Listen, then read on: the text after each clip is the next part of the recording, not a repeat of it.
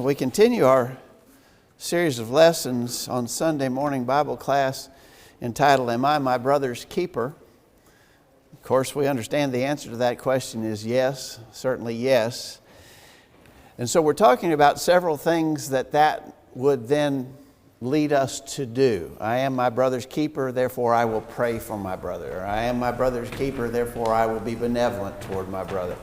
All of those kind of lessons that we've talked about. The one this morning is an interesting one, and I think an important one, and it has to do with extending hospitality toward my brother.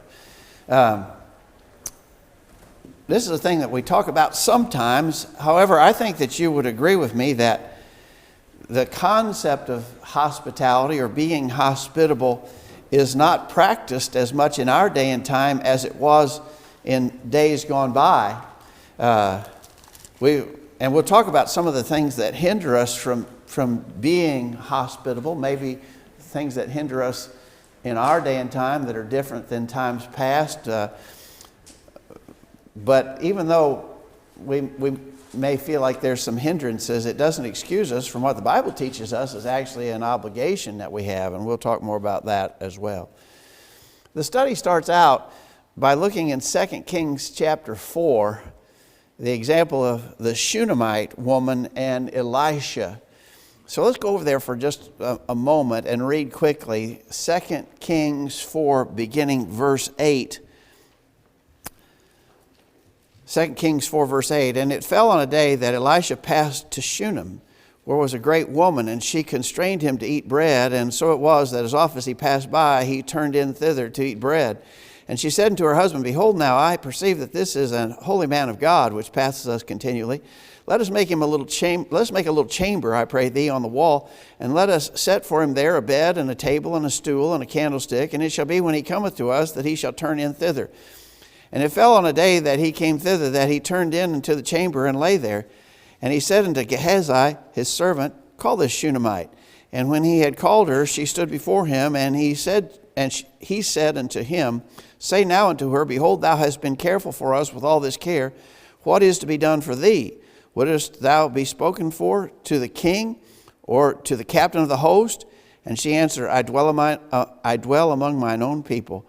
And he said, What then is to be done for her? And Gehazi answered, Verily she hath no child, and her husband is old. And he said, Call her. And when he had called her, she stood in the door. And he said, About this season, according to the time of life, thou shalt embrace a son.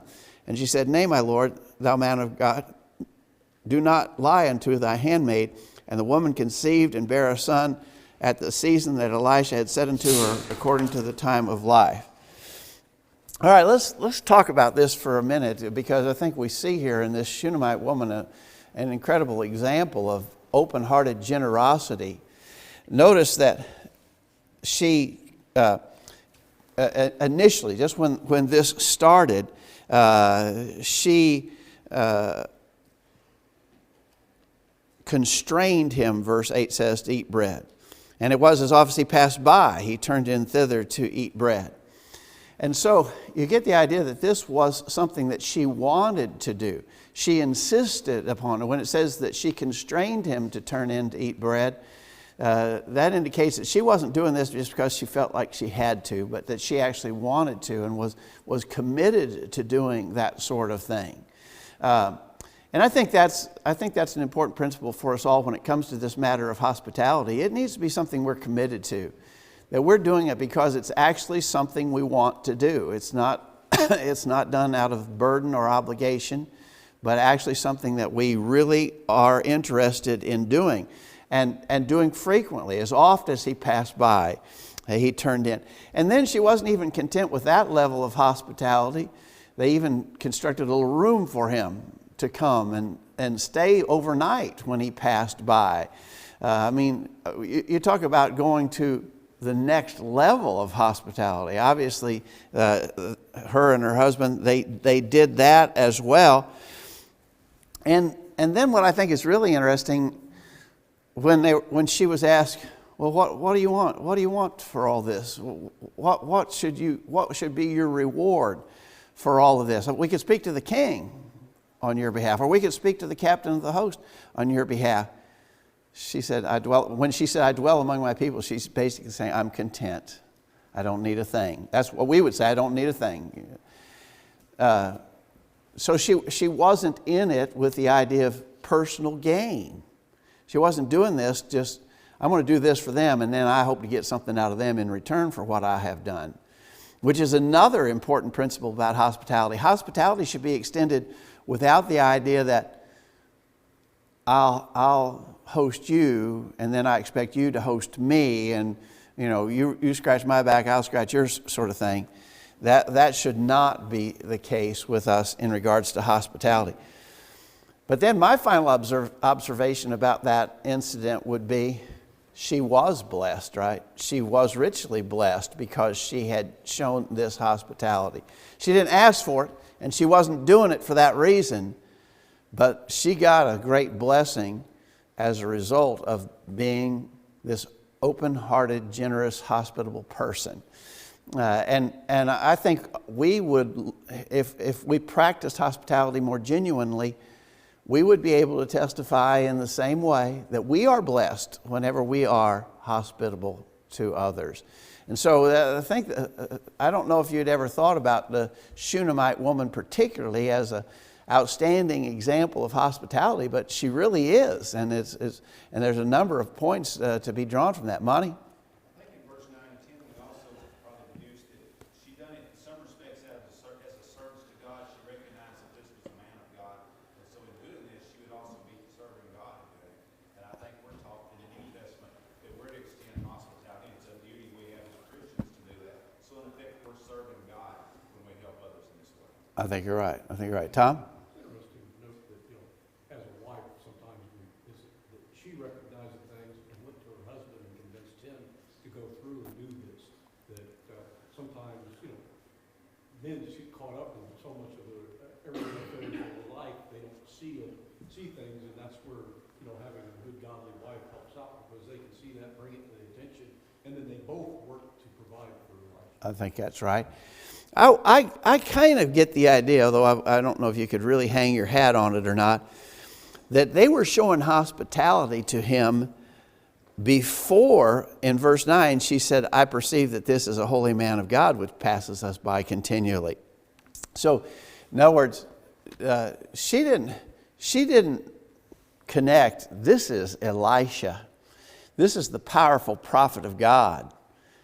Let's be hospitable to him. This was a passerby who came frequently past her way, and she constrained him to stop to share her food on a regular basis. And it seemed like she was doing that before she perceived that he was a man of God. And so this is just a genuinely open-hearted person, and she stands as a great example for us.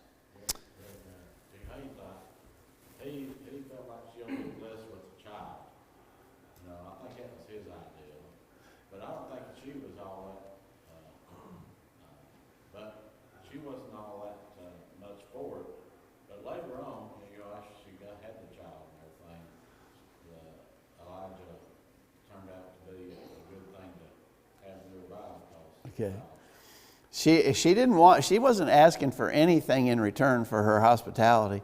And I think her reaction, don't lie to me about this, shows that she didn't expect that in any way whatsoever. And obviously she felt that she was probably past she has no child. Her husband is old, at least. They were advanced in years and had no children. So she wasn't expecting that at all. We know the story. Later, the story is that, as Gordon was alluding to, the child died, and Elisha was called and restored him to life. Elisha, of the prophets, of the Old Testament prophets, Elisha is the one that did the most extreme sort of miracles. Others did miracles in the Old Testament, but I think probably of any Old Testament character, there are more miracles ascribed to Elisha than any other. He was quite a miracle worker, but again, she was open-hearted. Let's skip down to question 3 then. In the book of 3 John, it's to commend Gaius for hospitality he had extended But what pressure had Gaius faced according to verses 9 and 10? All right, so in 3 John, Gaius was the one that the book was addressed to, verse 1, the elder to the well-beloved Gaius, whom I love in the truth. He says to him, verse 5, Beloved, thou doest faithfully whatsoever thou doest to the brethren and to strangers, which have borne witness of thy charity before the church, whom if thou bring forward on their journey after a godly sort, thou shalt do well. So Gaius was a man who was known for that. We've talked often before about in that day and time, it was important, especially as these evangelists traveled to spread the gospel, that they have safe and clean and decent, morally clean and decent places to stay, because the public inns were very bad places. And so we understand that men like Gaius, and as they extended hospitality, were actually helping spread the gospel in that process. But there was a fella there that opposed him. He was, you know his name, Diotrephes, verse 9. I wrote unto the church, but Diotrephes, who loveth to have the preeminence among them, receiveth us not. Wherefore, if I come, I will remember his deeds which he doeth, prating against us with malicious words. And not content therewith, neither doth he himself receive the brethren, and forbiddeth them that would, and casteth them out of the church. And so Gaius here was an individual who apparently had even suffered at the hands of this man Diotrephes, who himself would not receive the brethren and share hospitality, help them advance the kingdom. But he forbade others to do so, and if anybody did, he'd see to it that they were thrown out. That's pretty extreme, isn't it? Even for a person who's not himself. In other words, if I'm not particularly,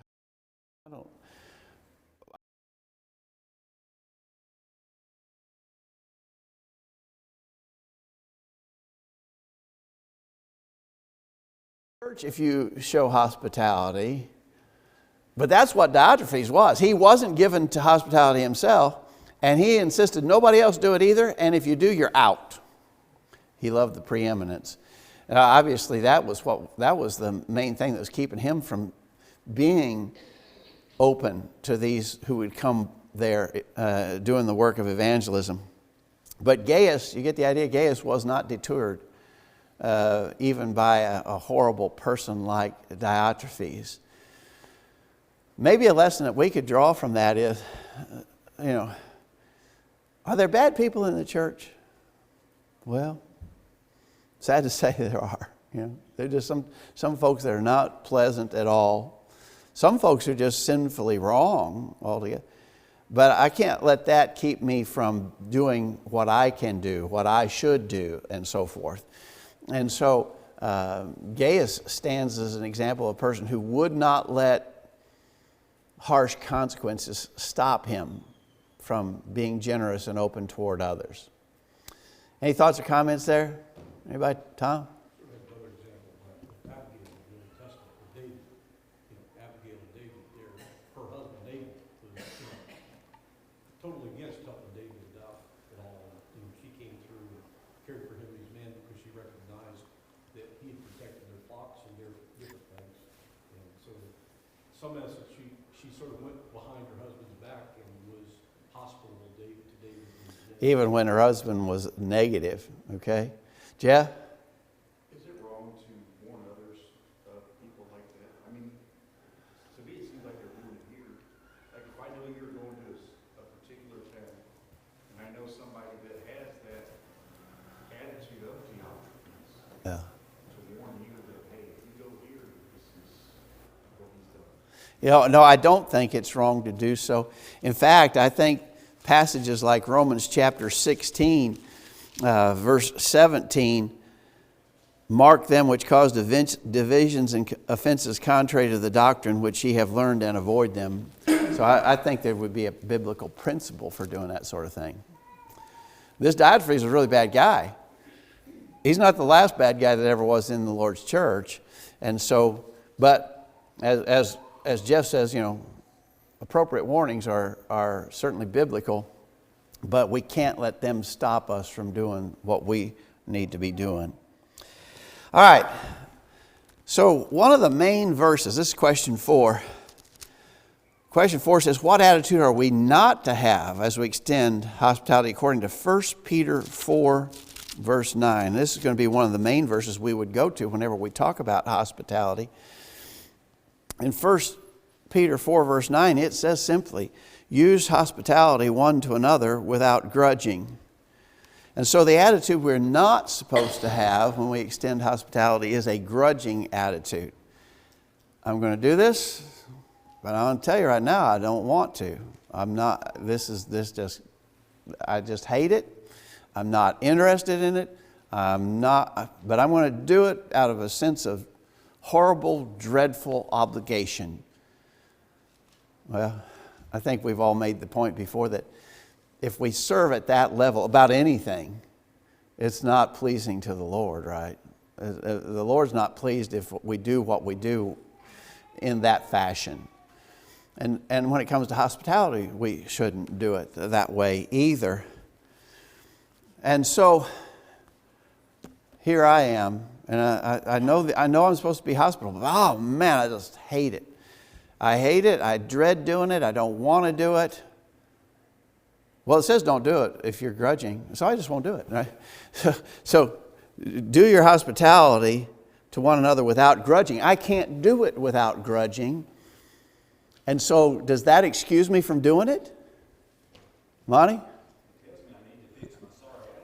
I think that's right. I need to work on my heart, don't I? I can't say, well, I've got this grudging disposition, and this tells me if I have a grudging disposition, there's no use doing it. And so since I got a grudging disposition about it, I just won't do it. That's just backward logic, right? That doesn't work at all. Now, so again, get your heart right. That is clearly the case. One of the arguments that is made about hospitality is that our situation is different than first century Christians was, because as we said earlier, public inns and places where travelers would stay were very bad, immoral atmospheres. And so a Christian, especially an evangelist who was traveling around spreading the gospel, they really needed to share hospitality with these people because the public inns were such a disgraceful place. But that's not our case anymore. We got good, clean, decent hotels and motels and places for people to stay. So we don't need to do the hospitality thing anymore. That argument is often made. I think this verse actually argues against that. So that's the case that's sometimes presented. It's not necessary for us today like it was for them back then, and so we don't have to do it.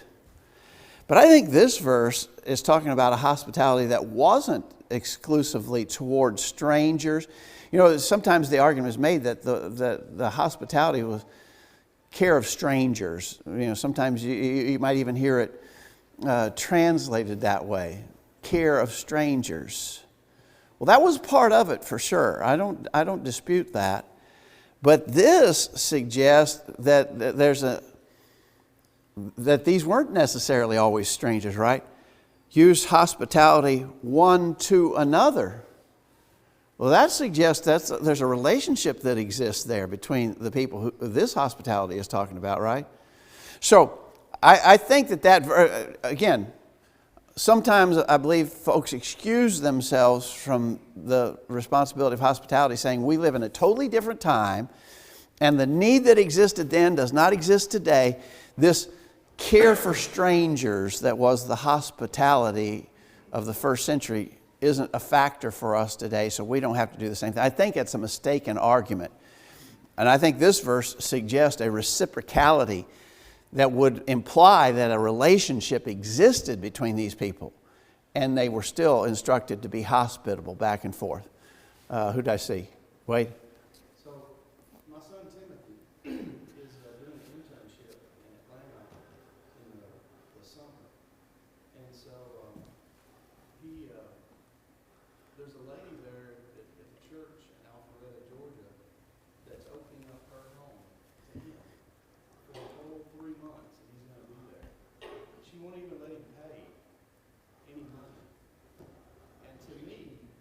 You were telling me she won't even let him mow the grass. Yes, she wanted to do it.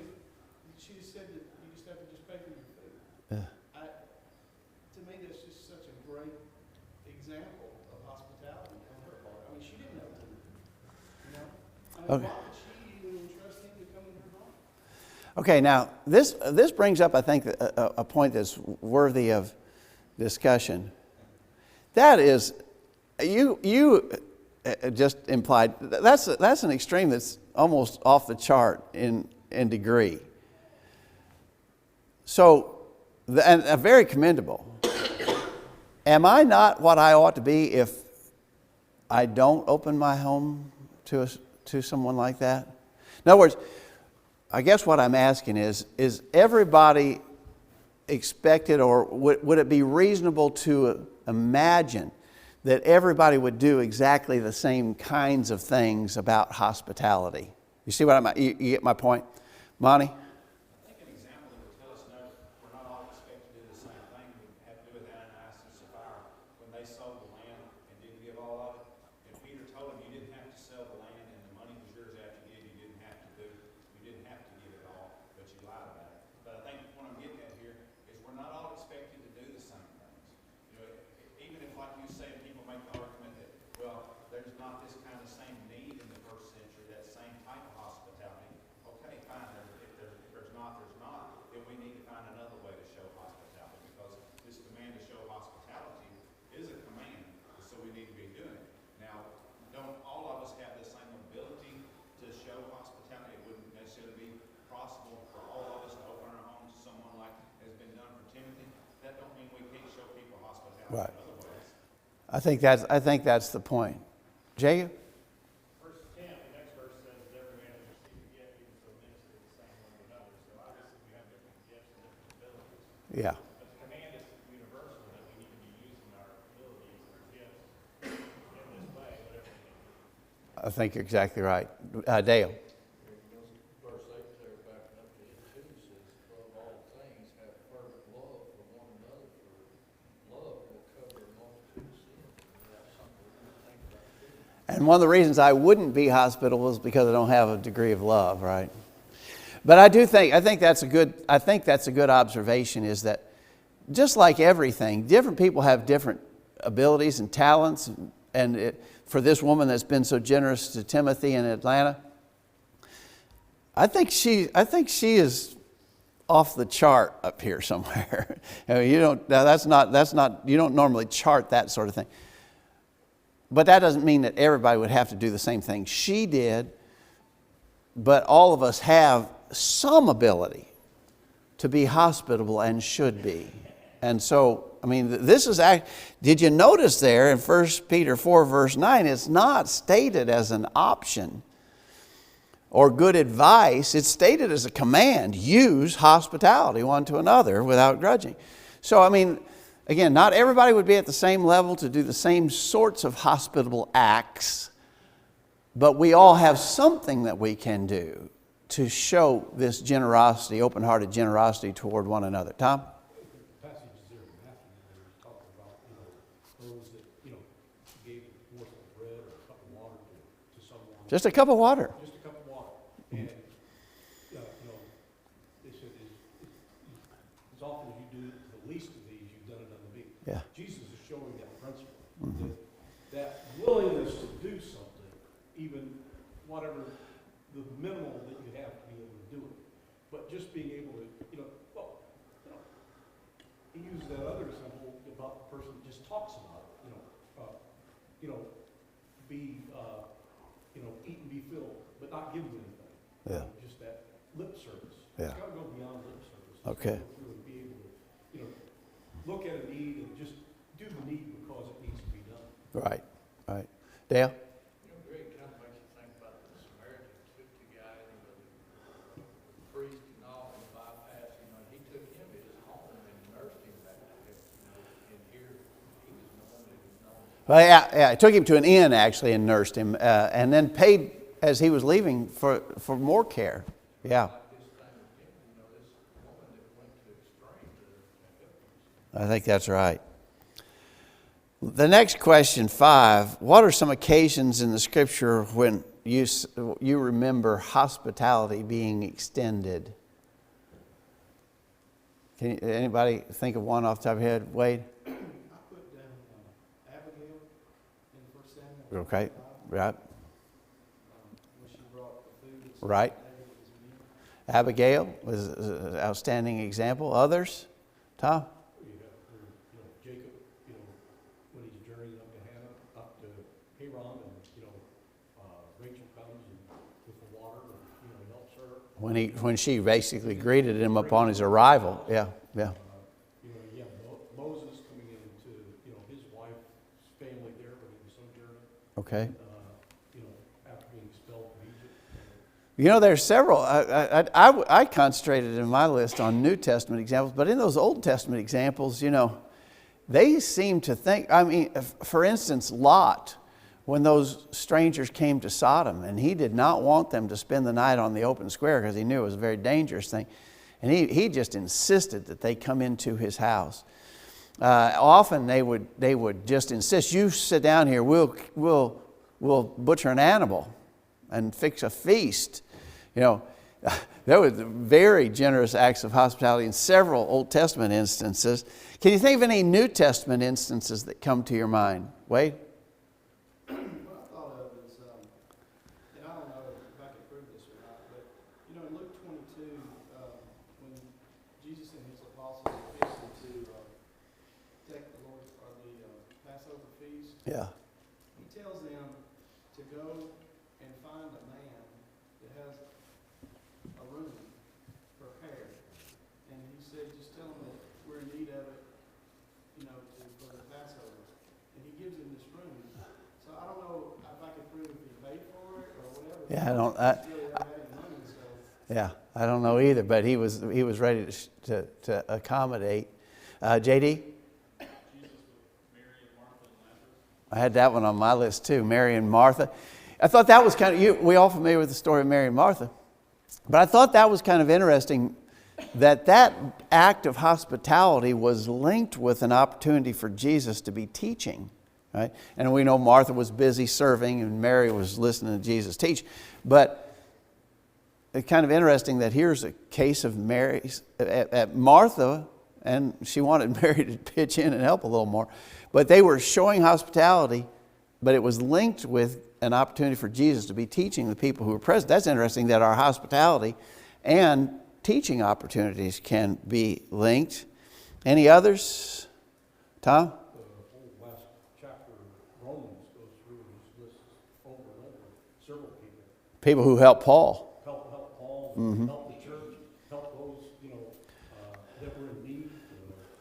He lists a number of different things there that just encompasses service to the church, taking care of others, a whole host of things which would be all incorporated into hospitality. Okay, good.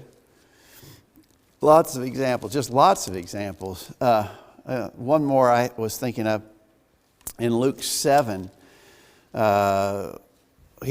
Jesus was at the house of a man named Simon who was a Pharisee, and a woman, verse 37, which was a sinner, when she knew that Jesus sat at meat at the Pharisee's house, brought an alabaster box of ointment, stood at his feet behind him weeping, and began to wash his feet with tears, and did wipe them with the hairs of her head, and kissed his feet, and anointed them with the ointment.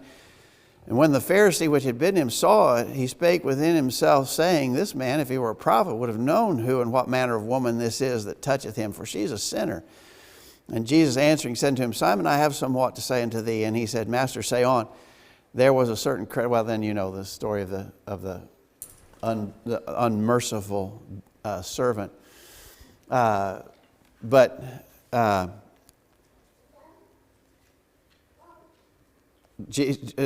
verse 44, he turned to the woman and said, Simon, seest thou this woman? I entered into thy house. Thou gavest me no water for my feet, but she hath washed my feet with her tears and wiped them with the hairs of her head. Thou gavest me no kiss, but this woman, since the time I came in, hath not ceased to kiss my feet. My head with oil thou didst not anoint, but this woman hath anointed my feet with ointment. In other words, he just basically saying, Simon, you had me into your house, but you didn't do the acts of service that this woman did. So the hospitality is service, right? When you think about that, I mean, that's inherent in the definition of hospitality, is that you're doing for others, you're serving others, caring for others.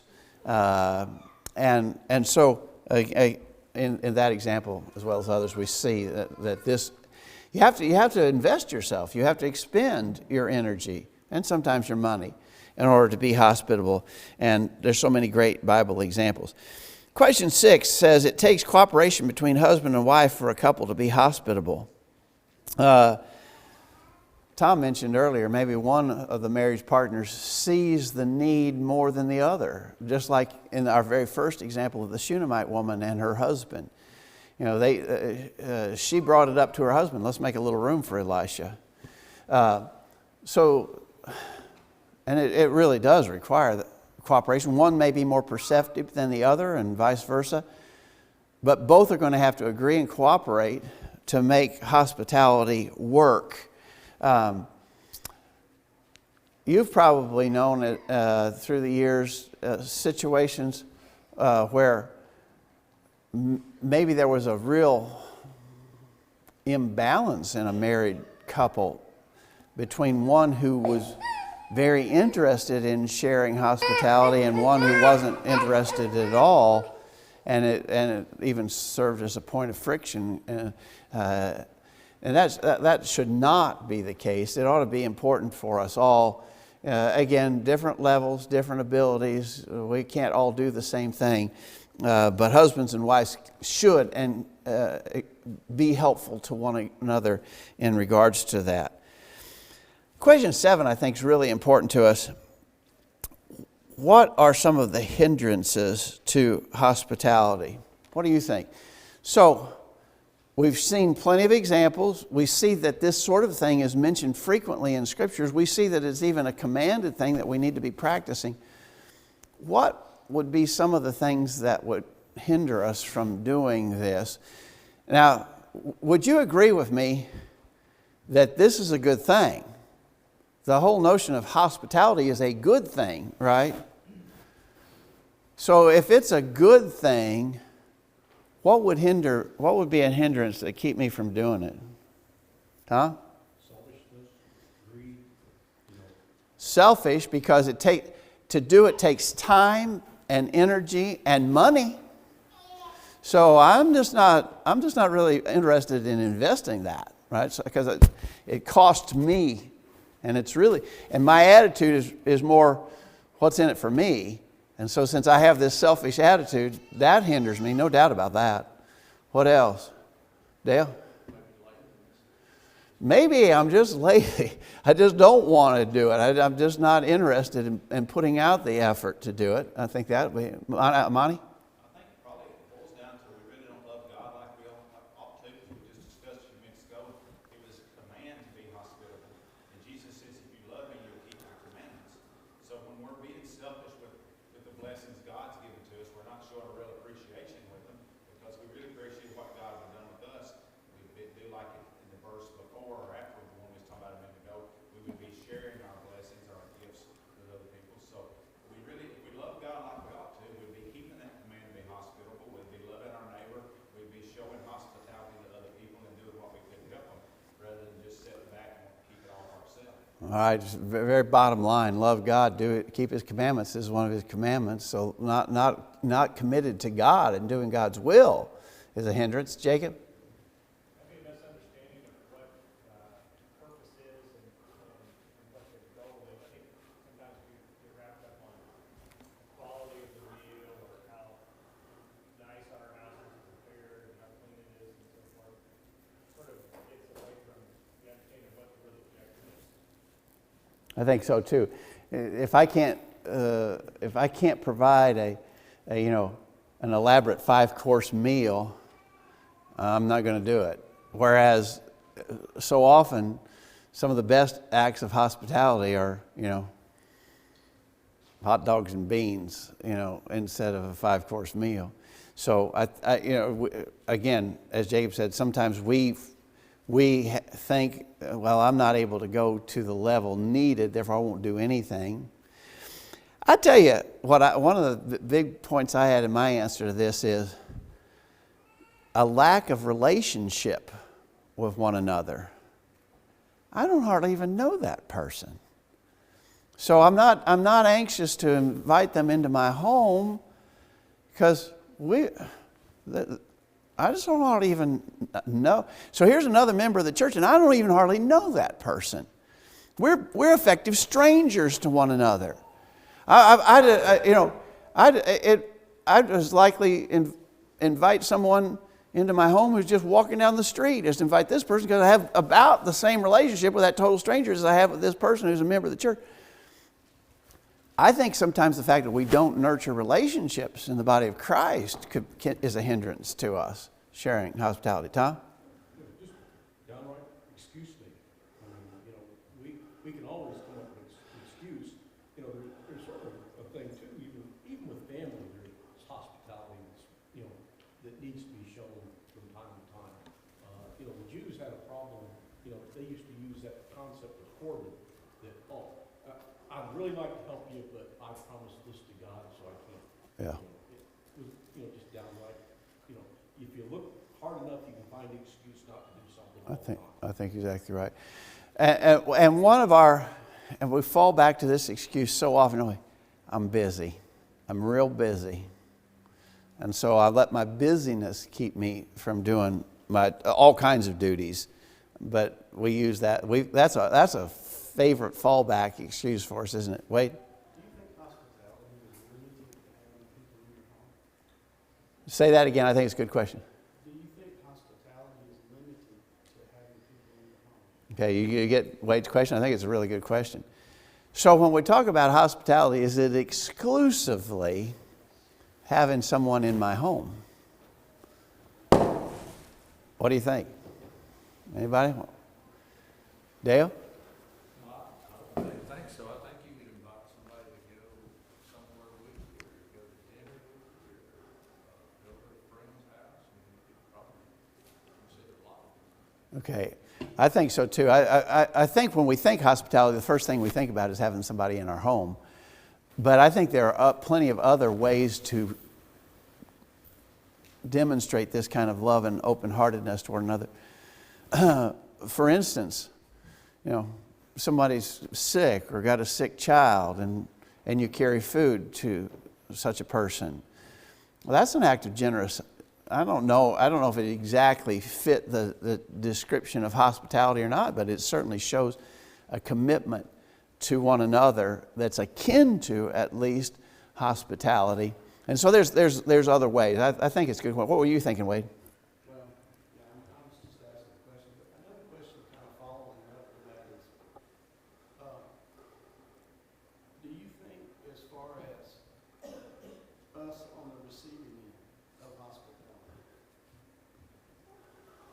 do you think that it could be sinful or unwise, or however you want to say it, not to receive hospitality when others are offering?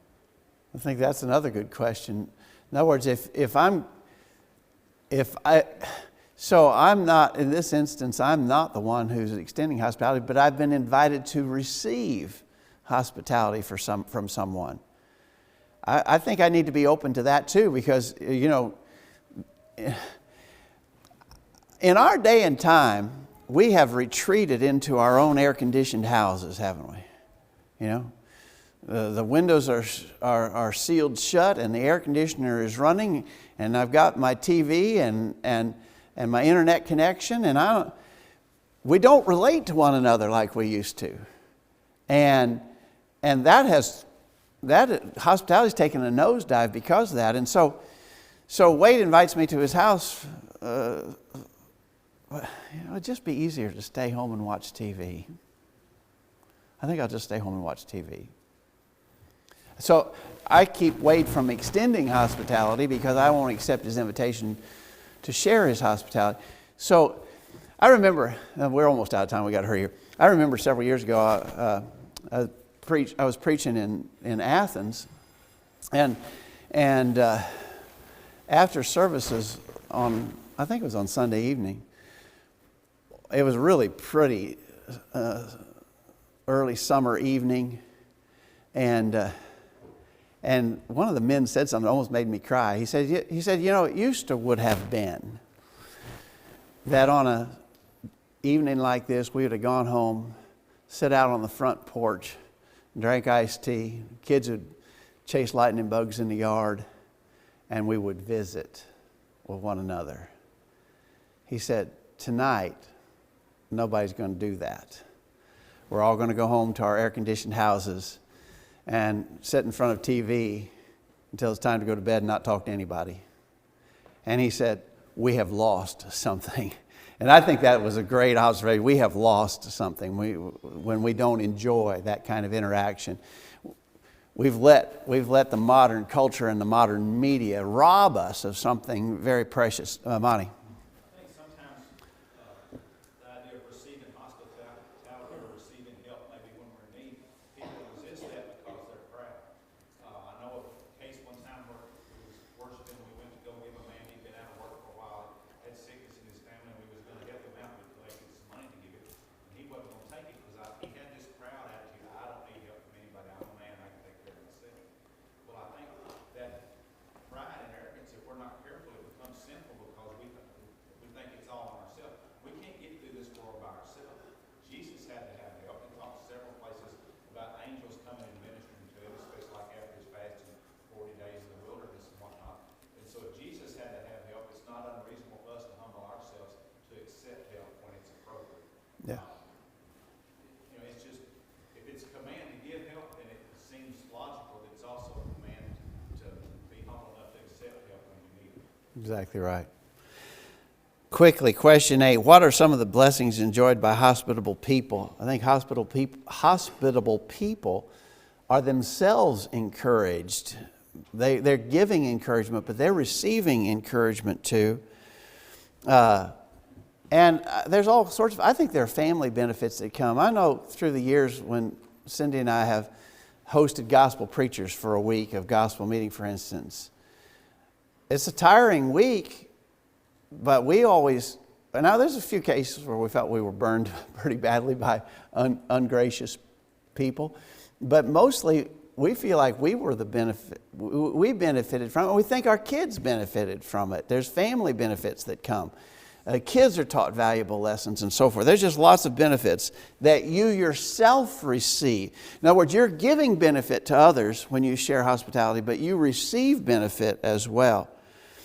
Question 9 says, what would be a condition where one should not extend hospitality? And he references 2 John 9 through 11, which obviously talks about